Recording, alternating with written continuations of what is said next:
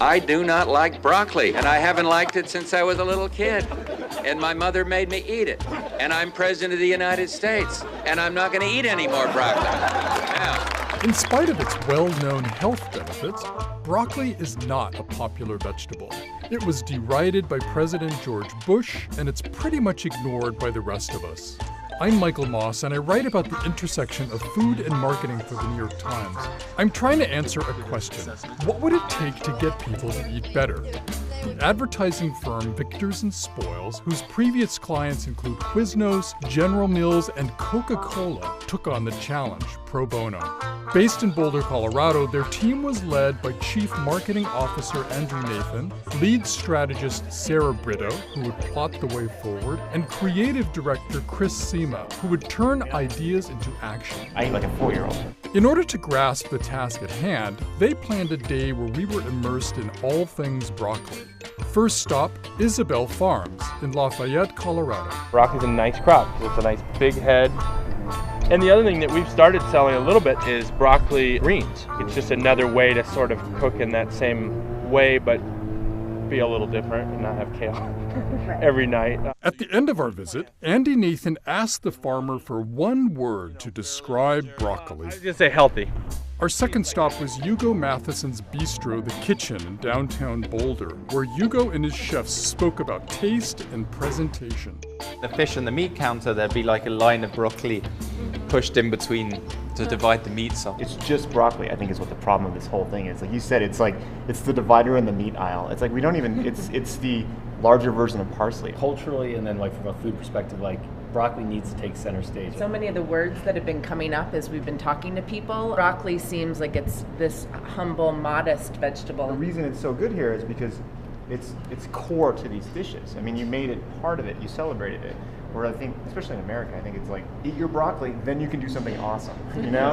And I think we have to change that. Like, broccoli can be the awesome, and I think that's what we need to struggle with a little bit. After the kitchen, we crossed town to Creekside Elementary School, which has a small fruit and vegetable garden where students get hands-on experience. If you develop that relationship for them, that experience, and let them make their own decision, you know, then they've got a greater likelihood of trying and eating it.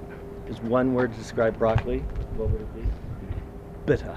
It's not like popping a cherry tomato in your mouth here. We ate broccoli burgers and a broccoli-infused brownie for lunch, and listened to chef and author Ann Cooper talk about her own efforts to get children to eat better. High school kids that have had nothing but highly processed, high fat, high sugar, high salt food, and all of a sudden I come in and want to serve them broccoli, for instance. I mean, like, how am I going to succeed at that? If they don't have broccoli at home, or if 100% of their experience with broccoli is this brown, squishy, weird, smelly so then what do? One of the great ways to get kids to eat more fresh fruits and vegetables are salad bars. So we do tastings, we do Iron Chef competitions, we do chef demos, we have the salad bars. It's about choice. What's one word that comes to mind when you think of broccoli?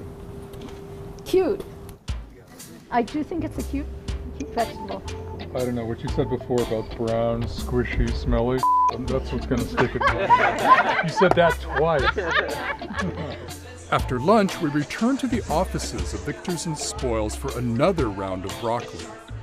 In the conference room, lead strategist Sarah Brito gave marching orders to the creative team. So our key consumer insight that we're working with is that everyone is currently talking about kale.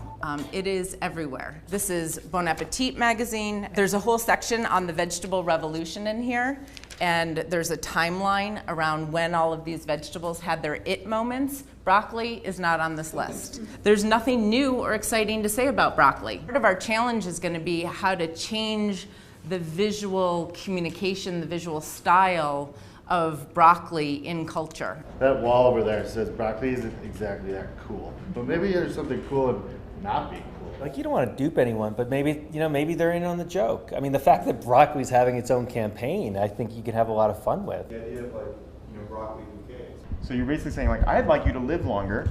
Here's something that's going to do that. So in essence, broccoli is probably a better gift than flowers. Is it a brocade? Oh! Watch out! A brocade. Yeah. A month later, the team gathered in the offices of Bolthouse Farms, where they pitched broccoli to Chief Marketing Officer Todd Putman. Todd is a former vice president at Coke, and he's using what he learned there to sell produce. We wrote the brief for the campaign together, and now he would decide whether or not Victors and Spoils had what it takes to sell. We want to steal kale from them. I mean, and now seems like a really great time to do that. So let's pick a fight with kale. When we talk about the tone, we can play with this a little bit. It's kind of a combination of the old like 1920s fight poster and like kind of the political things. And that seemed like a really nice, strong tone. Those kale guys are going to be pissed. Yeah. But the nice thing about it, it's like by picking a fight with kale, you're going to get kale passionistas coming out. It's like the Pepsi Coke like warfare from like the 80s. I get it. I mean, I think this is a brilliant idea to get us into the conversation. But then I also need to have a little of my broccoli. This is the palate cleanser. I got it, okay. Yeah. This is the alpha vegetable. It feels like the steak industry ad. Yeah, right. It's what's for dinner, right? What's for dinner, yeah. We want to be places that are really unexpected, that are alpha sized. So, I mean, there's no reason that we can't have a NASCAR presence. You know, ultra running is really big up in the mountains. I didn't even know you could grill broccoli until this project. I was kind of blown away, and it's good. So let's get him to grill broccoli over a volcano. You know, we'll work with Red Bull's activation team. It is so awesome to have both a strategy conversation and then a creative conversation, and the two things not only link, but they work with each other so unbelievably well. The breadth of work and the creativity is fantastic. If we were in real world, we would buy. We would have bought off of this. So you're getting in the broccoli business? Totally. Totally. Although this campaign was fictional, it's a reflection of a sea change in produce marketing and a blueprint, perhaps, for a way forward. There's a challenge in the creativity of all of it, but it was a chance for everybody to kind of give back a little bit. This is actually something that can make the world a better place. And I think creatives are gravitating to that too. Cut to the chase and start talking about how we're going to divide up all this great stuff. I want that.